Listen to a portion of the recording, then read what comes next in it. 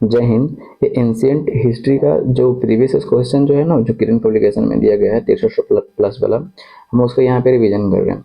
और देखिएगा मैक्सिमम आपको रिवीजन करना पड़ेगा भाई। कुछ लोग होते हैं कि पहले एक बार पढ़ करके छोड़ देते हैं, समझते हैं कि हम 30 मार्क आए हैं, तो भैया 30 मार्क आए यहाँ बतेरे बैठे हुए हैं और बहुत पढ़ने वाले लोग हैं, तो आपको स्ट्रेटेजिक थोड़ा सा बढ़िया बना करके चलना पड़ेगा। ठीक है, तो चलिए शुरुआत करते हैं। और मेहनत तो आपको करना पड़ेगा, बाबू को खाना पिलाना, इसमें आपको सब कुछ साइड करना पड़ेगा, कुछ नहीं रखा हुआ है इसमें। चलिए आगे बढ़ते हैं, बाकी तो समझदार आप खुद हैं ही।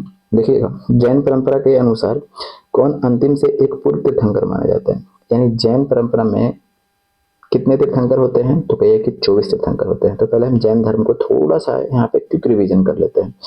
जैन धर्म में कितने तीर्थंकर है दोस्त, तो कहिए कि 24 गो तीर्थंकर माने जाते हैं। अच्छा, ठीक है। तो एक पहले पूछा गया है, तो यानी 23वें तीर्थंकर की बात किया गया था, तो 23वें तीर्थंकर कौन थे, तो कहिए कि पार्श्वनाथ थे। ठीक है, तो 23वां जान गए तो डायरेक्ट 23वां का है बात बता रहे हैं, थोड़ा सा पहले भी बता दीजिए क्योंकि पूछा जाता है। तो देखिएगा, पहला तीर्थंकर, दूसरा तीर्थंकर, तीसरा, तीन तक पूछ लिया है, चौथा अभी तक नहीं पूछा है। ठीक है, तो पहला तीर्थंकर कौन थे, तो कहे कि ऋषभ देव थे। ठीक है, ऋषभ देव थे। दूसरा की बात कर देते हैं, तो दूसरा तीर्थंकर कौन थे, तो कहे कि अजीत नाथ थे। ठीक है, अच्छा, और तीसरा कौन थे भाई, तो तीसरा कौन थे, तो कहे कि संभव नाथ थे।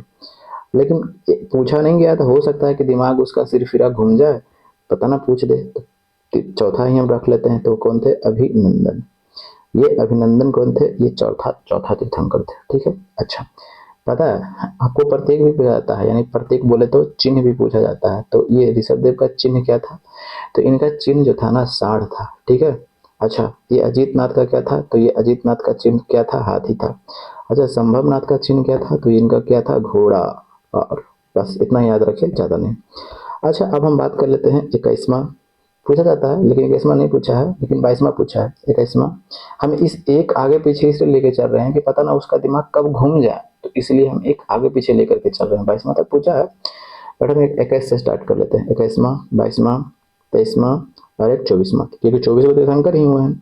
21वीं की बात कर देते हैं, तो 21वां तीर्थंकर कौन थे, तो नमीनाथ थे। ठीक है, अच्छा, 22वां तीर्थंकर कौन थे, तो कहे कि अरिष्ट नेमि थे। ठीक है, अरिष्ट नेमि थे। अच्छा, अब 23वां तीर्थंकर तो अभी तो हमने देखा पार्श्वनाथ। ठीक है, अब हमें क्वेश्चन में यही पूछा गया था, तो इसका तो आंसर तो हमें मिल गया है, कौन थे। तो क्या यहाँ पे देखिएगा, यहाँ पे लिखा है कि अंतिम से एक पूर्व, तो 24 को तीर्थंकर थे, तो 23वां यहाँ पे देखिए तो कौन है, तो पार्श्वनाथ है। आंसर तो मिल गया, बट हमें और भी थोड़ा सा देखना है क्योंकि रिवीजन कर रहे हैं ना। अब देखिएगा, पार्श्वनाथ 24वें की बात कर देते हैं, तो कौन थे, तो ये महावीर थे। ठीक है, अब देखिएगा, अब पार्श्वनाथ के बारे में थोड़ा सा हम जानकारी इकट्ठा कर लेते हैं। ठीक है, चलिए यहाँ पे प्रतीक भी लिख लेते हैं। तो अरिष्टनेमी का प्रतीक क्या था, तो इनका प्रतीक की बात कर देते हैं, तो इनका शंख था। पार्श्वनाथ की बात कर देते हैं, तो सर्प था। अब ये महावीर का प्रतीक चिन्ह क्या था, तो कहिए कि ये सिंह था। ठीक है, अब देखिएगा, हम पार्श्वनाथ के बारे में बात कर लेते हैं। 23वें तीर्थंकर कौन है, तो कहिए कि पार्श्वनाथ। अच्छा, पार्श्वनाथ। अच्छा, ये पार्श्वनाथ कहाँ के रहने वाले थे, तो ये वाराणसी, जिसको काशी आप बोलते हैं। ठीक है, ब्रैकेट में लिख देते हैं, वाराणसी लिख देते हैं। ठीक है, इनको ज्ञान की प्राप्ति पता है कहाँ हुआ था, समेत पर्वत पर हुआ था। कहाँ पे भैया, तो कहे कि समेत पर्वत पर हुआ था। ठीक है, 30 वर्ष की अवस्था में। इनके पिता का पूछा जाता है कि इनके पिता का नाम क्या था, तो इनके पिता के नाम बताते हैं। तो इनके पिता का नाम क्या था, तो कहे कि अश्वसेन था। लेकिन जब पिता का नाम हम जान रहे हैं, तो किसी न किसी वंश से तो होंगे ही। हाँ, बिल्कुल होंगे। तो वंश पूछा जाता है, तो इसका वंश कौन से थे, तो इक्ष्वाकु वंश से थे। कौन से भैया, तो कहे कि इक्ष्वाकु वंश से। ओए होए, रुक जाइए 1 मिनट। कौन से वंश से थे, तो कहे कि इक्ष्वाकु वंश से ये संबंधित थे। ठीक है, कौन से वंश से, तो इक्ष्वाकु वंश से संबंधित थे। कोई दिक्कत तो नहीं है ना, तो नहीं, कोई दिक्कत नहीं है। यहाँ तक तो हो गया, कंप्लीट हो गया। अब 24वें तीर्थंकर की अगर हम बात कर देते हैं, पहले इनके बारे में थोड़ा सा और जान लेते हैं। इन्होंने महाव्रत दिया था। ठीक है, ये कितने महाव्रत दिए थे, तो कहे कि 4 को महाव्रत दिया था। ठीक है, तो कौन कौन था, तो 4 महाव्रत था। सत्य, दूसरा क्या था, अहिंसा। सत्य मतलब कि हमेशा सत्य बोलो, अहिंसा मतलब कि हिंसा नहीं करो। ठीक है, मार धाड़ एक्शन वाला उसमें नहीं करो। ठीक है, और सत्य, अहिंसा, अस्ति, अस्ति और एक था क्या, अपरिग्रह। अपरिग्रह। अच्छा, ये अस्तेय क्या होता है भाई, इसे तो लिख दिया, चिपका दिए, हमारे दिमाग में घुसना भी तो चाहिए, बिल्कुल घुसेगा। अस्तेय मतलब होता है चोरी नहीं करना है। ठीक है, चोरी नहीं करना है। अपरिग्रह मतलब धन का इकट्ठा नहीं करना है। जो देखते हैं ना, ये करेंगे वो करेंगे, धन को इकट्ठा नहीं करना है, चोरी नहीं करना है। ठीक है, और अहिंसा तो समझ में करते हैं, गांधी जी तो इतना फेमस है ही। सत्य मतलब कि हमेशा सत्य बोलो, झूठ नहीं बोलो, ठीक है। 4 को ये व्रत दिए थे। 5वां व्रत जोड़ेंगे कौन, तो ये महावीर जोड़ेंगे, ब्रह्मचर्य को जोड़ेंगे, ठीक है। तो ये पूछा जाता है इस तरीके से क्वेश्चन आपको। अच्छा, अब महावीर के बारे में थोड़ा सा हम जान लेते हैं। देखिएगा, महावीर की बात कर देते हैं तो ये महावीर कैमा तीर्थंकर है भाई जी, तो ये कि 24वें तीर्थंकर है, ठीक है। अच्छा, ठीक है, ठीक है। इनका जन्म कब हुआ था, क्योंकि पूछा जाता है, तो कहिए कि 540 ईसा पूर्व में इनका जन्म होता है, ठीक है। 540 ईसा पूर्व में जन्म होता है, तो कहाँ, कहीं ना कहीं तो जन्म हुआ होगा। तो बिल्कुल, एक कुंडल ग्राम में इनका जन्म हुआ था। एक मिनट, एक कुंडल ग्राम कहाँ पड़ता है भाई, तो एक कुंडल ग्राम पड़ता है वैशाली जिला में, ठीक है। तो कहीं कहीं ऑप्शन में कुंडल ग्राम ना रहता है तो क्या कीजिएगा, वहां पे तो ढेचू ढेचू तो करिएगा नहीं, तो इसलिए हम यहाँ पे बताया वैशाली जरूर रहेगा, ठीक है। अच्छा, कुंडल ग्राम हो गया। अच्छा, अगर बात करते हैं इनके पिता का नाम क्या था, तो इनके पिता का नाम क्या था, तो सिद्धार्थ था। कंफ्यूजन बिल्कुल नहीं करना है। तो ये पूछा जाता है वंश, कौन से वंश से थे, तो ये ज्ञात्रिक कुल से थे। कौन से कुल से थे, तो ये ज्ञात्रिक कुल से थे, ठीक है। अच्छा, इनकी माता का तो नाम होगा ना, हाँ बिल्कुल नाम था। इनका माता का नाम क्या था, तो त्रिशला था। अच्छा, ये त्रिशला कौन, समझ में कुछ नहीं है। अरे भैया, वही लिच्छवी का एक राजकुमार हुआ करता था, ठीक है। लिच्छवी का राजा कौन था, चेटक। अब ये चेटक की बहन थी कौन, तो यही त्रिशला। समझ में आया, तो हाँ बिल्कुल समझ में आएगा। इनका एक पुत्री थी, इनकी पुत्री का नाम क्या था, अनुज्जा। अनुज्जा, ठीक है, अनुज्जा। प्रियदर्शनी, ब्रैकेट में लिखते हैं प्रियदर्शनी, भी आपको कहीं कहीं दिखता है, ठीक है। तो अरे भाई चलिए, समझ गए ना, प्रियदर्शनी, ठीक है। इनका दामाद का नाम क्या था, तो दामाद की बात कर देते हैं, तो इनका दामाद कौन था, तो ये जमाली था, ठीक है। इनका दामाद का नाम क्या था, जमाली था। यहाँ तक तो कोई दिक्कत नहीं है, तो नहीं। इनका बड़ा भाई एक था, बड़ा भाई की बात कर देते हैं, तो इनका बड़ा भाई कौन था, तो कहे कि नंदीवर्धन। नंदीवर्धन एक बड़ा भाई थे, ठीक है। चलिए, यहाँ तक तो कोई दिक्कत नहीं है, नहीं। मृत्यु की बात कर देते हैं, तो इनका मृत्यु कब हुआ था, तो मृत्यु हुआ था 468 ईसा पूर्व में। अच्छा, कहाँ हुआ था, तो मृत्यु हुआ था पावापुरी में। कहाँ हुआ था, तो कहे कि पावापुरी में हुआ था। कोई दिक्कत तो नहीं है, नहीं। सब कुछ बता दिए, बट एक चीज नहीं बताया, क्या, ये नहीं बताया कि ज्ञान की प्राप्ति। हाँ बिल्कुल बताते हैं। तो ज्ञान की प्राप्ति की अगर बात कर देते हैं, ऐसे हो जाए भाई। देखिएगा, ज्ञान प्राप्ति की अगर हम बात कर देते हैं, तो ज्ञान प्राप्ति, तो ज्ञान प्राप्ति की अगर बात कर देते हैं, तो इनका कहाँ हुआ था, तो जृंभिक ग्राम में। जृंभिक ग्राम में हुआ था। एक नदी का नाम है, उस नदी का नाम क्या है, तो कहे कि रिजू पालिका नदी के तट पर। ओहो भाई, बड़ा कष्ट है लिखने में, ठीक है। रिजू पालिका नदी के तट पर हुआ था। कौन से ब्रिज था, वो ब्रिज पूछा जाता है। तो ब्रिज की बात कर देते हैं, तो साल ब्रिज के नीचे पूछा गया है सब क्वेश्चन। ब्रिज के लिख देते हैं साल ब्रिज के नीचे, ठीक है। यहाँ तक तो कोई दिक्कत नहीं। चलिए आगे बढ़ते हैं, स्क्रीनशॉट ले लीजिए और देखिए, इसका आंसर तो हमें मिल गया था। चलिए अगला क्वेश्चन पे बढ़ते हैं। अगला क्वेश्चन क्या बोला गया है कि निम्न में से किस स्रोत के अनुसार यह कहा जाता है कि अशोक ने श्रीनगर शहर को बसाया था। श्रीनगर शहर जो है ना, जो जम्मू कश्मीर में आपको पड़ता है, उसके इतिहास के अगर बारे में जानना है, तो एक पुस्तक है, वो पुस्तक का नाम क्या है, तो क्या कि राजत, राजत रंगनी। अच्छा, बहुत फेमस पुस्तक है ये। 11वीं से 12वीं शताब्दी के मध्य में ये लिखा गया था, ठीक है। ये किनके द्वारा लिखा गया था, जो पूछा जाता है, तो ये किनके द्वारा, तो कहे कि कल्हन के द्वारा लिखा गया था। किनके द्वारा, तो कहे कि कल्हन के द्वारा ये लिखा गया पुस्तक है। तो पूछता है, एकदम डायरेक्ट दे देगा आपको, मुंह पे फेंक के मार देगा ये क्वेश्चन। कहेगा क्या कि राजत रंगनी किनके द्वारा लिखा गया पुस्तक है, तो किनके द्वारा, तो ये कल्हन के द्वारा, ठीक है। चलिए, जो किसके इतिहास को बताता है, तो ये श्रीनगर इतिहास को बताता है, जो अशोक ने स्थापना करवाया था ना, वो, ठीक है। चलिए अगला क्या गया है कि दक्षिण भारत में जैन धर्म का प्रचार प्रसार हुआ था। अब देखिए, थोड़ा सा कहानियां हम बता देते हैं। मौर्य वंश के बारे में तो जानते हैं, तो कहे कि हाँ। इसका संस्थापक कौन थे, तो कहे कि चंद्रगुप्त मौर्य। चंद्रगुप्त मौर्य। अब ये चंद्रगुप्त मौर्य जब शासन कर रहे थे, तो इनके शासन काल में अपने राज्य में 12 वर्ष तक अकाल पड़ा था भाई साहब। अब जब 12 वर्ष तक अकाल पड़ा ना, तो राजा थे तो प्रॉब्लम तो होगा, क्योंकि इनकी प्रजा भूखे मारी जा रही थी। तो इन्होंने सोचा कि कैसे हमारी जो प्रजा है, प्रजा को जो अकाल है, वो अकाल खत्म होगा। तो ये भद्रबाहु जो थे, जैन, ये जैन धर्म के आचार्य थे, ये भद्रबाहु ने इनको सजेशन दिया कि सुनिए ना, आप निपट जाइए। तो बोले तो निपट जाइए तो मतलब, तो कि आप भूखे प्यासे निपट जाइए, तो चलिए हमारे साथ कहाँ, तो श्रवण बेलगोला। श्रवण बेलगोला। अब श्रवण बेल पर भाई, चलिए श्रवण बेल गोला समझ गए ना। चलिए श्रवण बेलगोला चलिए, ठीक है। अब श्रवण बेलगोला ये जाते हैं और भूखे प्यासे इनको प्राण निकलवा देते हैं, ठीक है, चंद्रगुप्त मौर्य को, ठीक है, ताकि आप निपट जाइएगा, तो जो ये जो अकाल का जो समस्या है ना वो खत्म हो जाएगा। अब इसी के समय में जो दक्षिण भारत, ये कर्नाटका में पड़ता है, जब दक्षिण भारत में जाते हैं तो वहीं पे क्या होता है, जन धर्म का प्रचार प्रसार होता है। तो किसके नेतृत्व में हुआ, तो यही भद्रबाहु, ऑप्शन नंबर 4। ठीक, चलिए गुप्त काल में सर्वोच्च न्यायिक प्राधिकार किसके पास था। अब यहाँ पे गुप्त काल आ गया, ठीक है।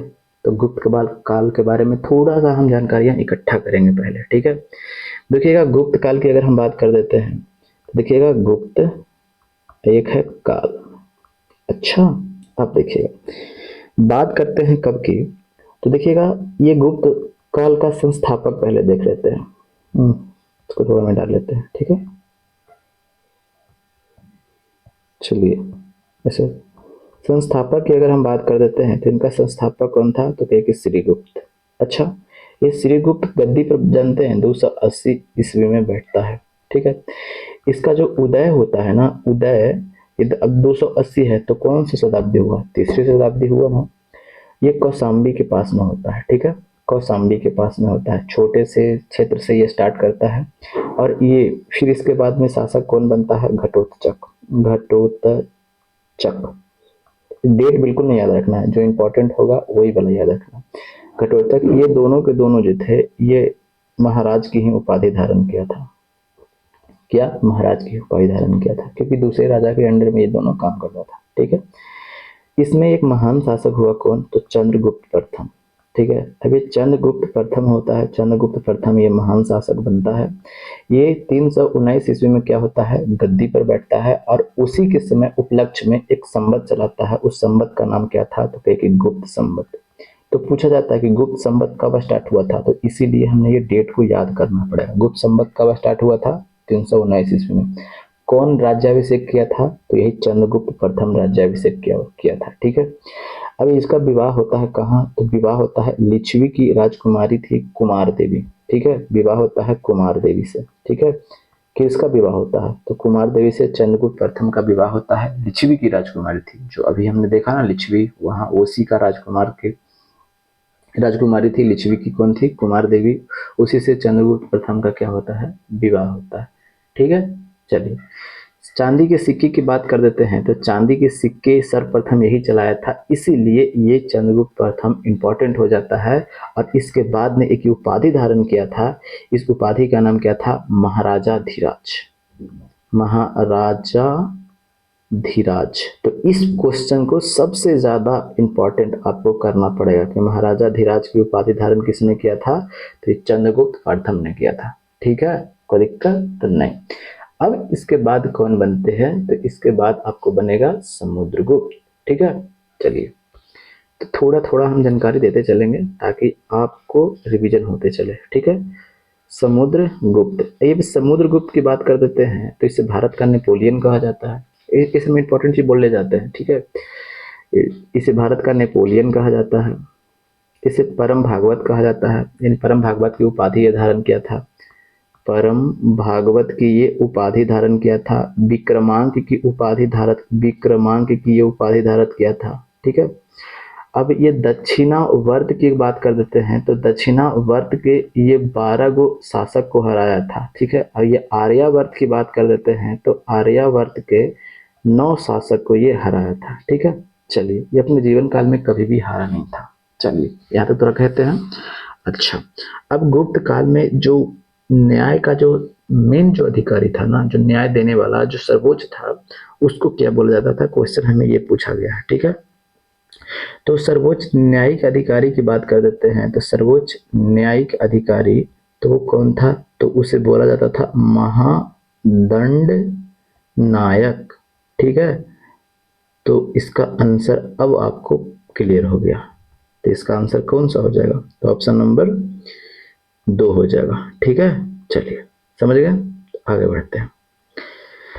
आगे क्या बोला गया है कि कृषि की शुरुआत संभवतः कब होती है। अब देखिएगा कृषि की बात कर देते हैं तो देखिएगा नवपाषाण काल की बात कर देते हैं। नवपाषाण काल, नवपाषाण काल की अगर हम बात कर देते हैं तो देखिएगा नवपाषाण काल में कृषि की अगर साक्ष्य की बात कर देते हैं तो कृषि का साक्ष्य आपको देखने को कहाँ से मिलता है, तो ये मेहरगढ़ से मिलता है। मेहरगढ़ से, ये मेहरगढ़ कहाँ पड़ता है दोस्त, तो कहे कि ये पाकिस्तान में पड़ता है। तो ये कब की खुदाई हुआ था, कब की बात है, ये 7000 ईसा पूर्व की बात है। कब की बात है, तो कहे कि 7000 ईसा पूर्व की बात कर रहे हैं। ठीक है, 7000 ईसा पूर्व की हम बात कर रहे हैं। ठीक है, चलिए अब देखिएगा सबसे पहले खुदाई यही हुआ था, लेकिन फिर बाद में खुदाई होता है। इन कार्बन डेटिंग विधि से के द्वारा आपको आयु की बारे में जानकारी मिलती है, एज के बारे में। ठीक है, उसी के अनुसार ये 7000 ईसा पूर्व उसको आयु निर्धारित किया गया था। कार्बन डेटिंग विधि के द्वारा किसी की भी आयु निकाला जाता है। ठीक है, अब देखिए फिर इसी की खोज के बाद में फिर खोज होता है प्रयागराज। प्रयागराज, प्रयागराज में क्या होता है कि यहाँ पे जो आपको कृषि के साक्ष्य मिले हैं ये 6500 ईसा पूर्व के आसपास में मिले हैं। ठीक है, यहाँ पे एक स्थान है कोलडिहवा। कोलडिहवा, अब ये कोलडिहवा से ही आपको क्या होते हैं, यहाँ पे धान के साक्ष्य मिलते हैं। ठीक है ना, जिसको चावल आप बोलते हैं। तो अगर ऑप्शन में मेहरगढ़ ना है तब आप कोलडिहवा लगा सकते हैं। ठीक है, अगर ऑप्शन में दोनों है, कोलडिहवा है और मेहरगढ़ है, तब क्या कीजिएगा, तब आपको मेहरगढ़ ही लगाना पड़ेगा। क्यों, क्योंकि पहले भैया मेहरगढ़ का ही खोज हुआ था, उसके बाद में आपको कोलडिहवा का खोज हो रहा है। तो जो पहले हुआ था उसको आपको देखना है। अगर मेहरगढ़ ना रहे ना तब आप कोलडिहवा पर जा सकते हैं। ठीक है, तो इसका आंसर कौन सा हो जाएगा, ऑप्शन नंबर 2, 7000 ईसा पूर्व। ठीक है, चलिए अब देखिएगा निम्न में से किस समकालीन ब्राह्मणवादी विश्वास में बुद्ध ने पूर्ण आस्था व्यक्त किया।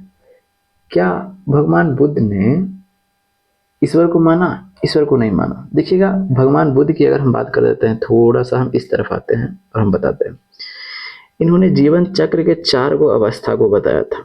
जीवन चक्र के 4 अवस्था क्या क्या बताया था।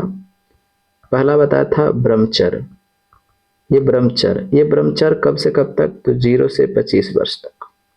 ठीक है, ब्रह्मचर्य जिसमें से शादी ब्याह नहीं हुआ है बच्चों को। ठीक है, वही ब्रह्मचर्य वाला जीवन है। ठीक है, ब्रह्मचर्य जीवन में केवल कभी शादी विवाह नहीं है, बहुत सारे चीज उसमें करने के लिए रहता है, पालन करने के लिए रहता है। ब्रह्मचर्य के बाद क्या होता है, गृहस्थ, यानी समझिए कि कुवारा वाला जीवन है। ठीक है, कुवारा वाला जीवन, 0 से 25 वर्ष की अवस्था जो होती है वो कुवारा वाला जीवन है। ठीक है, गृहस्थ, ब्याह हो गया, मियाँ बीवी टे, अरे शादी होगा तो टे तो आएगा ना। तो गृहस्थ जीवन यानी 25 से लेकर के 50 वर्ष तक। ठीक है, 25 से लेकर के 50 वर्ष तक शादी विवाह हो जाएगा, बाल बच्चे बड़े हो जाएंगे, तो फिर उसके बाद आपको क्या करना है, वानप्रस्थ, यानी घूमने फिरने वाला वानप्रस्थ। फिर उसके बाद में आप क्या गया, यानी 50 से लेकर के कब तक, 75 वर्ष तक। और फिर उसके बाद आप कमंडल लेकर के शुद्ध हो जाइएगा, सन्यासी। ये 4 गो अवस्था को बताते हैं। ठीक है, यानी कब से कब तक, 75 से 100 वर्ष तक। जिसमें से जानते हैं ना कि बुढ़ापा हो जाता है तो भगवान की याद बहुत आता है, और जब जवान रहता है तो भगवान की याद नहीं आता। तो बस यही 4 गो क्रम है। ये कौन बताए थे, ये भगवान बुद्ध को बताया, भगवान बुद्ध के द्वारा बताया गया है। तो कौन सा था, जीवन चक्र के यही वाला वर्णाश्रम धर्म। तो ये वाला पूछता है क्वेश्चन, बीबीसी में कई बार इस तरह से क्वेश्चन पूछता है, और ये डाल देता है, आयु ही डाल देता है कि कब से कब तक, कब से कब तक, सीक्वेंसेस जाने के लिए भी दे देता है। तो इसका आंसर ऑप्शन नंबर आपको 4 हो जाएगा। ठीक है, चलिए आगे क्या बोला गया कि किस स्थान पर भगवान महावीर की मृत्यु हुआ था। अभी हमने देखा, तो जब बताने की जरूरत तो नहीं है। तो कहाँ पे हुआ था, तो 468 ईसा पूर्व में हुआ था। कहाँ पे भाई साहब, तो कहे कि ये पावापुरी में हुआ था। कहाँ हुआ था, तो पावापुरी में हुआ था। ठीक है, और वैशाली के कुंडल ग्राम में क्या हुआ था, तो कहे कि कुंडल ग्राम में तो इनका जन्म हुआ था। तो कब, 540 ईसा पूर्व में इनका जन्म हुआ था। ठीक है, ये प्रथम बौद्ध संगीति हुआ था। ये प्रथम बौद्ध संगीति कब हुआ था, ये कहाँ हुआ था, ये राजगीर में हुआ था। ठीक है, अच्छा कुशीनगर में क्या हुआ था, तो ये भगवान बुद्ध का जो मृत्यु हो गया था। ठीक है, भगवान बुद्ध का ये मृत्यु हुआ था। ठीक है, चलिए तो क्वेश्चन यहीं तक है। सेशन के बारे में थोड़ा बताइएगा, और कुछ सुधार करने के लिए होगा तो भी बताइएगा।